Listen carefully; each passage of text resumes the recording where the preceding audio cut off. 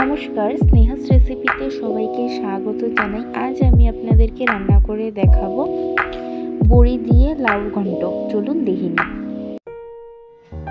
তার জন্য লাউটাকে খোসা ছাড়িয়ে কুচি কুচি করে কেটে নিচ্ছি।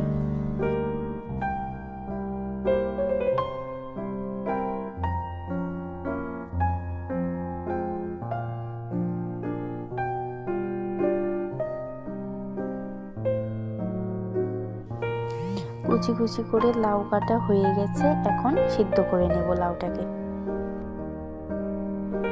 ভাপানো লাউটাকে জল ছাড়িয়ে রেখেছি। তারপর কড়াইয়ের মধ্যে 2 টিস্পুন সরষের তেল দিয়েছি। তেলটা গরম হওয়ার পর একটা শুকনো লঙ্কা দিয়ে কিছু সেকেন্ড ভেজে নিচ্ছি। এখন বড়িগুলো দিয়ে বড়িগুলোকেও ভেজে নেব। শুকনো লঙ্কার বড়িটাকে অল্প সাইড করে 1/2 টিস্পুন মতন কালো জিরে দিয়েছি। এখন সিদ্ধ করে রাখা লাউগুলো দিয়ে দিচ্ছি।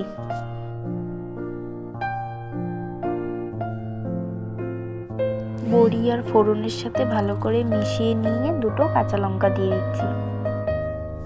এরপর স্বাদ অনুযায়ী লবণ, 1/2 টিস্পুন হলুদ গুঁড়ো আর 1/2 টিস্পুন জিরে গুঁড়ো দিয়ে মিশিয়ে নিচ্ছি।